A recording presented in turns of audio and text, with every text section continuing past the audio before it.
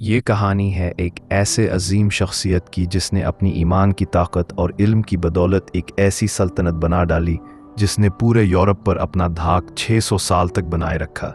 جی ہاں، ہم بات کر رہے ہیں اس عظیم شخصیت عثمان غازی کی۔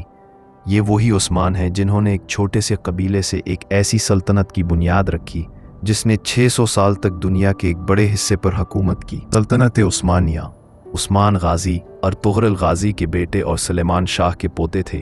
ان کی پیدائش 1258 عیسوی میں ہوئی، وہی سال جب بغداد پر حملہ ہوا اور خلافت عباسیہ کمزور پڑ گئی۔ عثمان کا خواب تھا کہ وہ ایک ایسی اسلامی ریاست قائم کرے جو عدل، انصاف اور بہادری کی علامت ہو۔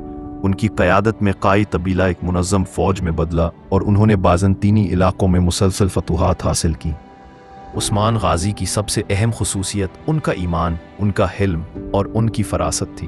وہ نہ صرف ایک فاتح تھے بلکہ ایک روحانی اور نیک دل انسان بھی تھے۔ ان کے بعد ان کے بیٹے اور پوتوں نے سلطنت کو مزید وسعت دی، یہاں تک کہ قسطنطنیہ فتح ہوا اور عثمانی خلافت دنیا کی سب سے طاقتور ریاست بن گئی۔ یہ سب کچھ عثمان غازی کے خواب سے شروع ہوا تھا۔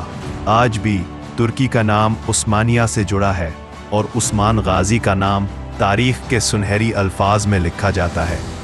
اگر آپ کو ہماری یہ ویڈیو پسند آئی ہو تو چینل کو ضرور سبسکرائب کریں اور کمنٹس میں بتائیں کہ اگلی ویڈیو کس عظیم شخصیت پر چاہتے ہیں۔